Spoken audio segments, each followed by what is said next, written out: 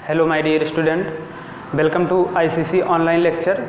देखिए हम लोग लाइट में 1/f equal to 1/v plus 1/u का फार्मूला डेरिवेट कर चुके थे। आज हम लोग पढ़ते हैं रेखीय आवर्धन के बारे में। दर्पण का रेखीय आवर्धन क्या होता है, ये देखिए इम्पॉर्टेंट हेडिंग है। इसके पहले वाला जो था पढ़ाया गया डेरिवेशन, आप लोगों को कन्वेक्स और कनकेव दोनों मिरर के द्वारा 1/f बराबर 1/v प्लस 1/u का रिलेशन डेरिवेट किया गया था। और डेरिवेशन तो फिलहाल यूपी बोर्ड से कट गया है, केवल फार्मूला है, लेकिन आप लोगों को सिद्ध करके बता दिया गया था कि कहाँ से ये आया है। फिर देखिए आगे हम बात करते हैं रेखीय आवर्धन। तो रेखीय आवर्धन के लिए जो है आपका डेरिवेशन भी एक मिलेगा इसमें, और इसकी डेफिनेशन भी जान लीजिए।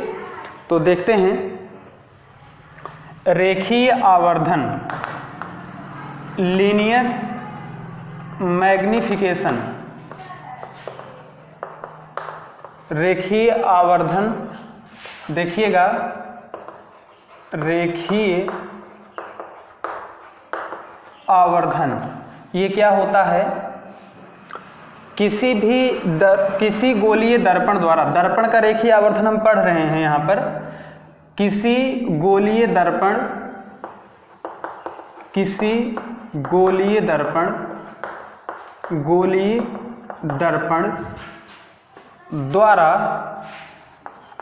द्वारा किसी वस्तु के प्रतिबिंब की लंबाई तथा वस्तु की लंबाई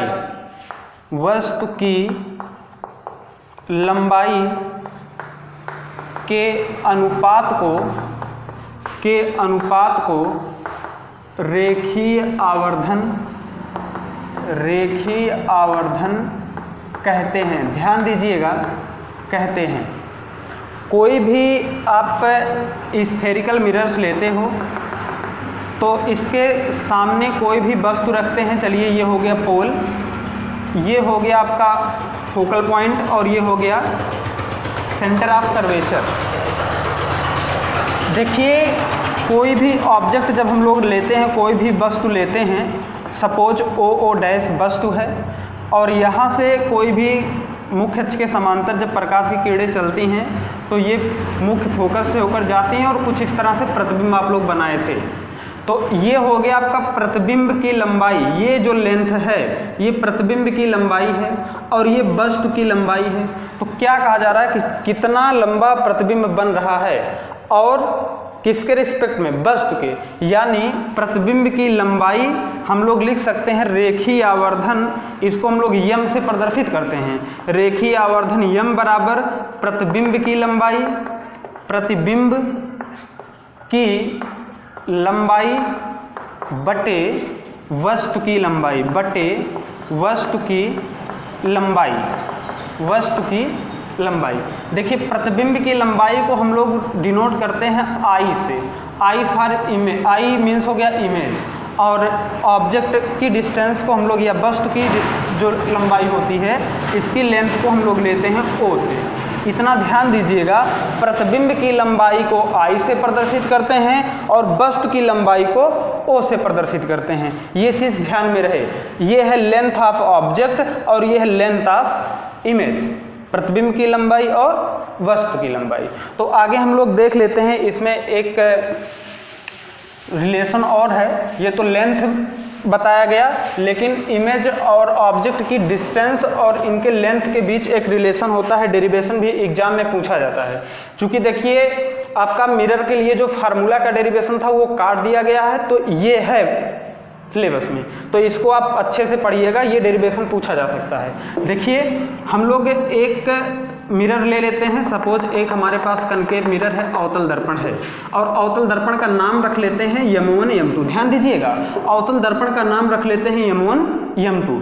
दर्पण के मध्य बिंदु को हम लोग कहते हैं दर्पण का ध्रुव, और इसका जो सेंटर होगा, जिस खोखले गोले से ये काट कर बनाया गया है, इसका जो सेंटर होगा उसको हम लोग कहते हैं वक्रता केंद्र, और वक्रता केंद्र और ध्रुव को जो मिलाने वाली रेखा होती है इसी को हम लोग कहते हैं मुख्य अक्ष। ये हो गया ध्रुव, ये हो गया सी, और ये हो गया यहाँ पर मुख्य फोकस एफ। देखिए यहाँ पर कोई भी वस्तु अगर हम लोग मान लेते हैं कि ये कोई भी वस्तु है और यहाँ से मुख्य अक्ष के समांतर चलने वाली प्रकाश की किरणें दर्पण से परावर्तन के पश्चात मुख्य फोकस से होकर जाती हैं, और जो प्रकाश की किरण वक्रता केंद्र सी से होकर जाती है ये दर्पण से परावर्तन के पश्चात अपने मार्ग में वापस लौट जाती है। ये नियम में पढ़े हो आप। दोनों किरणें जहां पर काटती हैं, देखिए यही इसका बन रहा है प्रतिबिंब। अब ये प्रतिबिंब आपका बन गया, और जो किरणें अगर कोई भी प्रकाश किरण कुछ इस तरह से होके जाए, पोल पे टकराए, तो यहां से ये परावर्तित होके कुछ इस तरह से जाती है।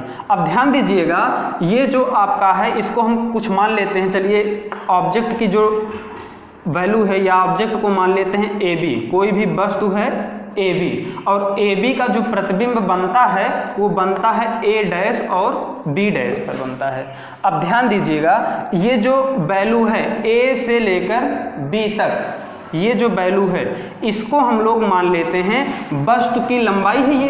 तो वस्तु की अगर लंबाई है तो वस्तु की लंबाई को हम लोग लिख लेते हैं ओ, मतलब ए बी कितना लंबा है, तो ए बी लंबा है ओ के बराबर, और ए डैश बी डैश की लंबाई कितनी है तो उसको हम लोग मान लेंगे आई। ये है ओ और ये है आई। प्रतिबिंब की लंबाई को आई से और वस्तु की लंबाई को ओ से हम लोग रिप्रेजेंट करेंगे, प्रदर्शित करेंगे। तो ध्यान दीजिएगा, यहाँ पर हम लोग दो ट्रायंगल लेके सॉल्व करते हैं। देखिए एक त्रिभुज आपका है ए बी पी, ध्यान दीजिएगा ए बी पी, और एक त्रिभुज आपका बन रहा है ए डैश बी डैश पी। तो इसमें अगर आप कुछ लिखना चाहो तो लिख सकते हो कि माना M1 M2 एक अवतल दर्पण है जिसके मुख्य अक्ष पर एक वस्तु ए बी रखी है, जिसका प्रतिबिंब ए डैश बी डैश मुख्य फोकस और वक्रता केंद्र के बीच में प्राप्त होता है। अब देखिए हम लोग त्रिभुज लेते हैं, डेरिवेट करने के लिए जो है लेते हैं त्रिभुज ए बी पी तथा त्रिभुज ए डैश बी डैश पी, ए डैश बी डैश पी में, या पी से आप कह सकते हो। चलिए देखिएगा, ये कोण आपका कितना है 90 डिग्री है। लिख लेते हैं कोण बी ए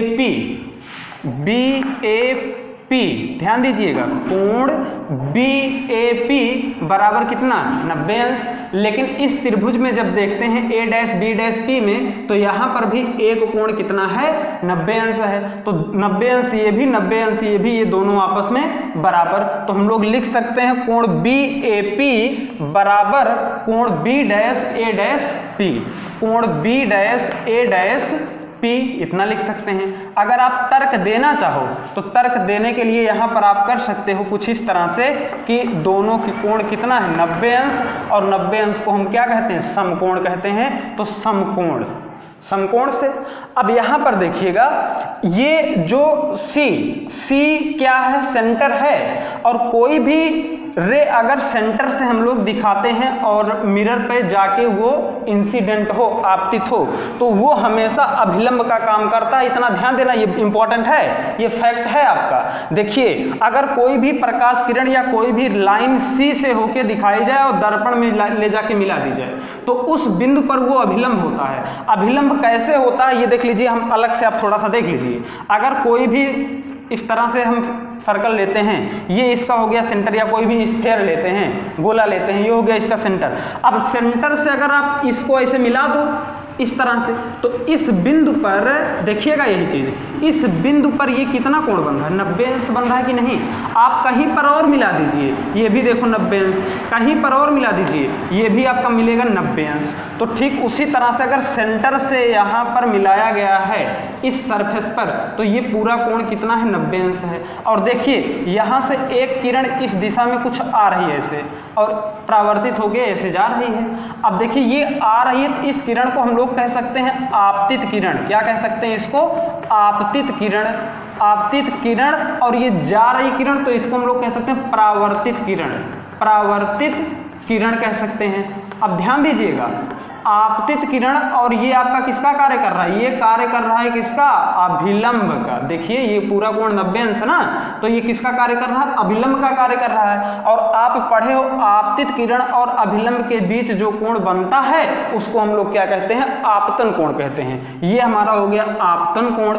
और अभिलंब और परावर्तित किरण के बीच जो कोण बनता है उसको कहते हैं परावर्तन कोण। और परावर्तन के नियम में पढ़े हो, परावर्तन कोण सदैव आपतन कोण के बराबर होता है। ध्यान दीजिएगा, परावर्तन कोण सदैव आपतन कोण के बराबर होता है। तो हम लोग लिख सकते हैं कोण BPA या APB, कोण APB बराबर कोण A''PB', A''PB'। अब देखिए कोण A''PB', देखिएगा ये कैसे बराबर हुआ है, तो आपको तर्क देना है। देखिए साइंस पढ़ रहे हो, आपको हमेशा तर्क देना पड़ेगा, कैसे हुआ, क्यों हुआ। तो ये क्यों हुआ, परावर्तन के नियम से, परावर्तन के नियम से, परावर्तन के नियम से आप तर्क दे सकते हो। अब देखिए जब दो त्रिभुज के दो कोण बराबर हो रहे हैं तो तीसरा कोण अपने आप क्या हो जाएगा, बराबर हो जाएगा। और अगर दो त्रिभुज के तीनों कोण आपस में बराबर होते हैं, संगत कोण उनके बराबर होते हैं, तो उन दोनों त्रिभुजों को हम कहते हैं कि ये दोनों त्रिभुज समरूप त्रिभुज हैं। और अगर समरूप त्रिभुज हैं तो उनकी जो भुजाएं होती हैं वो अनुपातिक होती हैं। अब देखिएगा, अतः हम लिख सकते हैं यहां पर,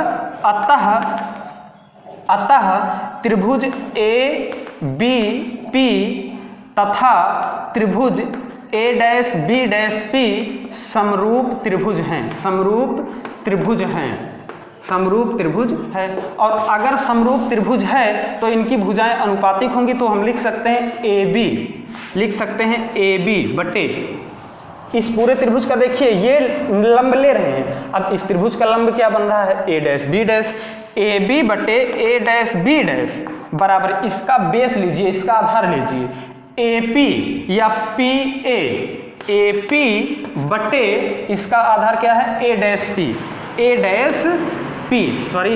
है यहाँ पर, A''P। अब देखिएगा, आप माने थे अभी कि ये जो AB है, AB किसके बराबर माने थे, AB बराबर माने थे किसके, O के। AB बराबर O के, यहाँ पर लिख सकते हो चूंकि AB बराबर O के। और A''B'' ये आप यहीं पर लिख सकते हो माना, आप लिख सकते हो चाहो तो माना, AB बराबर O। और A''B' बराबर किसके माने थे हम लोग, A''B' किसके बराबर माने थे, I के बराबर माने थे, I लिख लेते हैं। अब फिर देखिए AP बराबर किसके, AP बराबर किसके, AP ये क्या है, वस्तु है। और P से लेकर वस्तु तक की दूरी को हम बताए थे, वस्तु की दूरी को प्रदर्शित करते हैं किससे, U से। अब लिख सकते हैं AP बराबर U। और यहाँ पर देखिए A''P प्रतिबिंब की दूरी है, ये प्रतिबिंब की दूरी को आप लोगों को बताया गया था, लिखेंगे V से। तो लिख सकते हैं आगे हम लोग A''P बराबर V। एक चीज और अभी ध्यान दीजिएगा, देखिए बताए थे कि अगर प्रकाश की किरण की दिशा में हम लोग चलते हैं तो उसका मान पॉजिटिव लेते हैं, और सभी दूरियां हम लोग कहां से मापते हैं, ध्रुव से। या आप कह सकते हो कि अगर दर्पण के बाईं तरफ की जो दूरी हम लेते हैं वो निगेटिव लेते हैं, और दाईं तरफ वाली जो दूरी लेते हैं वो पॉजिटिव लेते हैं। और अगर प्रतिबिंब बना है और प्रतिबिंब सीधा बना है तो उसका मान हम लोग धनात्मक लेते हैं, उल्टा बना है तो उसका मान क्या लेते हैं, उसकी लंबाई जो लेंगे उसका मान ऋणात्मक लेते हैं। तो देखिए ये जो वस्तु है, वस्तु तो सीधा है तो इसका मान जो होगा धनात्मक होगा, और प्रतिबिंब नीचे बना है तो इसका मान ऋणात्मक होगा।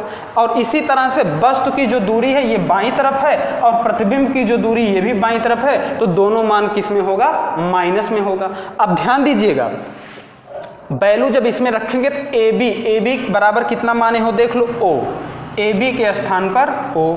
और A''B'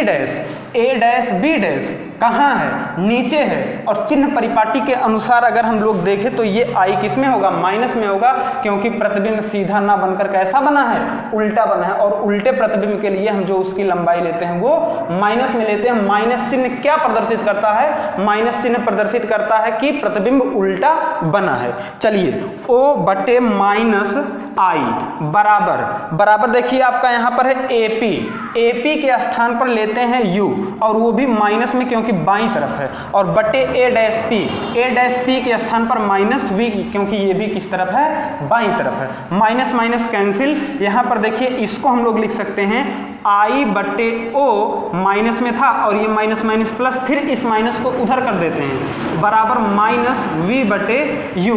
अब देखिए रेखीय आवर्धन की परिभाषा के अनुसार हम लोग पढ़े थे, चूंकि m बराबर I/O, ये पढ़ चुके थे, m बराबर I/O होता है, तो m किसके बराबर और कह सकते हैं, -V बटे U के भी तो बराबर हो जाएगा। जैसे I बटे O के स्थान पर कितना m, तो देखिए m बराबर किसके, I बटे O के, और ये I बटे O किसके बराबर है, -V बटे U के, तो ये तीनों परस्पर हम इस तरह से बराबर लिख सकते हैं। ये देखिए आपका रेखीय आवर्धन के व्यंजक का फार्मूला व्यंजक हो गया। और आगे इसमें जो बचा है पहले चैप्टर में, देखिए उसको भी आज ही समाप्त कर देते हैं। आपका जो टॉपिक बचा है, इसमें बचा है कि हम लोग दर्पणों की पहचान कैसे कर सकते हैं। तो चलिए हम दर्पण की पहचान के लिए आप लोगों को बता देते हैं पहचान कैसे करेंगे, और दर्पणों का यूज बता देते हैं, उपयोग बता देते हैं, क्या उपयोग है, अवतल और उत्तल दर्पण का उपयोग क्या होता है। तो देखिए इसको आप नोट कर लीजिएगा, इरेज कर रहे हैं हम।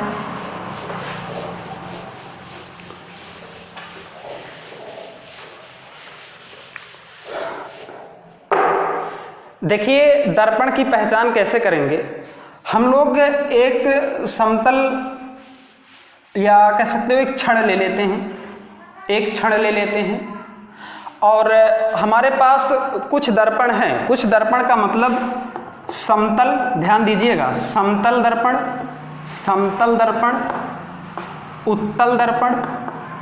उत्तल दर्पण और अवतल दर्पण, इतने दर्पण हमारे पास हैं, 3 दर्पण। तो हम क्या करते हैं, देखिए समतल दर्पण जो होता है वो कुछ इस तरह से होता है, दोनों तरफ आपका प्लेन होता है, एक तरफ कलई की गई होती है, एक तरफ समतल होता है, परावर्तक तल होता है आप कह सकते हो। लेकिन जो उत्तल होता है, उत्तल में आप बताए थे कि कलई जो होती है इसमें दबे हुए सतह पर होती है, और अवतल में जो होता है, अवतल में कलई उभरे हुए सतह पर होती है, और इसमें परावर्तक उभरा हुआ, इसमें परावर्तक दबे हुए सतह पर। अब देखिए हम क्या करते हैं कि ये एक तरफ कलई है, ये आपका है समतल, हमको पता नहीं कि ये समतल है, एक बार लिख दे रहे हैं, तो हम चेक करते हैं कौन सा दर्पण, कैसे हम जान पाएंगे है। एक दर्पण को उठाते हैं, इसको उठाते हैं, और इसका जो परावर्तक है, जिधर कलई उधर वाला नहीं, जिधर चिकना तल है परावर्तक है, उसी को लेते हैं और इस क्षण पे ऐसे सटा देते हैं। इसको उठाकर ऐसे लाते हैं और क्षण पे ऐसे सटा देते हैं। जब सटाते हैं तो देखते हैं कि प्रत्येक सतह इससे स्पर्श कर रहा है, इस क्षण से स्पर्श कर रहा है।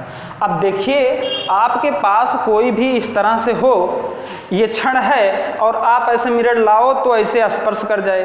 अगर इसका सभी सतह स्पर्श कर रहा है, सतह के सभी भाग स्पर्श कर रहे हैं, तो वो समतल दर्पण होगा, इतना याद रखना। देखिए पहचान हो गई, अगर सब स्पर्श कर रहे हैं तो वो समतल दर्पण होगा। लेकिन अगर हम लोग लाते हैं इसको, जिसके दबे हुए सतह पर कलई की गई हो, और इसके परावर्तक को इसमें स्पर्श कराते हैं, जब इसको स्पर्श कराएंगे तो केवल बीच वाला सतह जो होगा वो स्पर्श करेगा और किनारों पर देखिए उठा रहेगा। तो अगर ऐसा केवल बीच में स्पर्श कर रहा है, बीच में स्पर्श कर रहा है परावर्तक सतह छड़ को, तो वो जो दर्पण होगा वो हमारा होगा उत्तल दर्पण होगा, ध्यान देना। लेकिन अगर हम ये अवतल में ले जाएं, छड़ ले जाएं, हमारे पास इस तरह से बड़ा छड़ है और इसको हम उठा के ऐसे लाते हैं। अब इसमें देख लीजिए परावर्तक इधर है, दबे हुए सतह पर है, तो इसको उठाकर ऐसे लाते हैं और इसमें स्पर्श कराते हैं। जब इसमें स्पर्श कराते हैं तो बीच वाला पहले स्पर्श थोड़ी ना करेगा, पहले तो ऐसे किनारे वाला यही स्पर्श कर जाएगा ना, बीच वाला स्पर्श नहीं करेगा ये वाला। और अगर कोई दर्पण लाएं और छड़ से स्पर्श कराएं तो किनारे वाला पहले टच हो जाए, बीच वाला स्पर्श ना हो, तो वो जो दर्पण होगा वो दर्पण होगा हमारा अवतल दर्पण। तो ये हुआ आपका दर्पणों की पहचान कैसे हम लोग करेंगे। ठीक, आई होप आपको समझ में आ रहा होगा। तो देखिए हम लोग आगे देख लेते हैं यूज क्या है।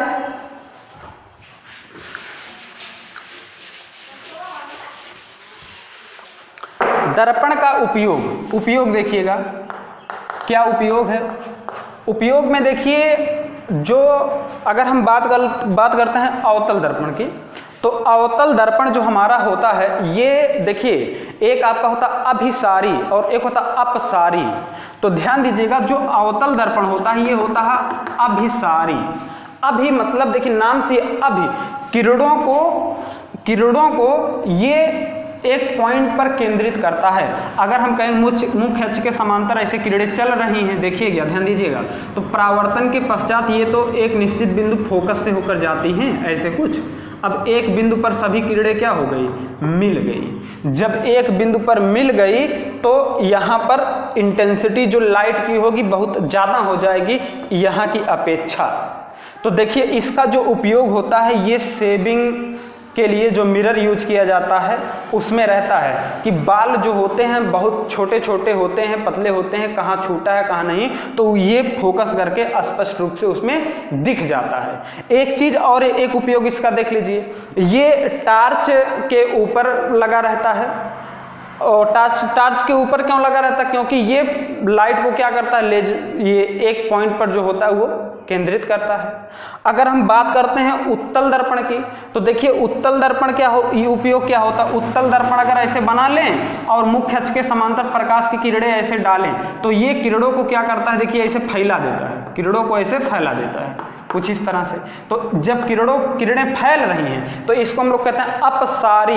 अपसारी मीन्स फैलाव, और अभिसारी का मतलब किसी एक बिंदु पर केंद्रित होना। अब ये फैलाव कर रहा है तो रोड पे जो लैंप लगे होते हैं, रोड पर जो लैंप लगे होते हैं उसके ऊपर ये अगर उत्तल दर्पण लगा देते हैं तो ये लाइट को क्या करता है, फैला देता है। लाइट को क्या करता है, ये फैला देता है। और देखिए इसका उपयोग क्या है, इसका उपयोग है जैसे आपका बाइक हो गया या कार हो गए, बस हो गया, ट्रक हो गया, तो इसके ड्राइवर के जो बगल शीशा लगा रहता है, आप कह सकते हो जो मिरर लगा रहता है, वो उस मिरर में इसका यूज होता है, क्योंकि ये किरणों को फैलाता है और इसका जो दृश्य क्षेत्र होता है, दृश्य क्षेत्र ज्यादा होता है, अधिक होता है। जब किरणों को फैलाएगा दृश्य क्षेत्र क्या होगा, अधिक होगा, जिससे पीछे आ रहे वाहन को आसानी से देखा जा सके और ड्राइव बेहतर ढंग से की जा सके। तो ये आपका रहा उत्तल और अवतल दर्पण का उपयोग। आपका पहला चैप्टर जो था रिफ्लेक्शन ऑफ लाइट, ये समाप्त हुआ। देखिए इसमें अभी आपका न्यूमेरिकल होगा, आंकिक प्रश्न होगा, तो आंकिक प्रश्न जितने भी हैं आप सॉल्व कीजिएगा। अगर कहीं पर भी किसी को कोई भी समस्या होती है तो आप 8948200516 पे आप कांटेक्ट कीजिएगा। आप या तो आप कैप्चर करके व्हाट्सएप करिए, किसी भी तरीके से आप कांटेक्ट करोगे तो आपको सल्यूशन जरूर मिलेगा। और मेहनत कीजिएगा। देखिए लॉकडाउन चल रहा है, हो सकता है गवर्नमेंट जो है एग्जाम इसी तरह से करा ले, चूंकि अगर गवर्नमेंट के बोल दिया है कि ऑनलाइन पढ़वा रहे हैं हम लोग, तो हो सकता है कि एग्जाम भी इसी तरह से करवा लिया जाए। अब तो टेक्नोलॉजी आगे चली गई है, इस वजह से बेशक लॉकडाउन चल रहा है, आप एकदम निश्चिंत ना रहें कि हमको अभी विद्यालय नहीं चल रहा है तो भी ना पढ़ें। आप मेहनत कीजिए और अगर कहीं पर भी कोई समस्या होती है तो कांटेक्ट कीजिए। Thank you so much.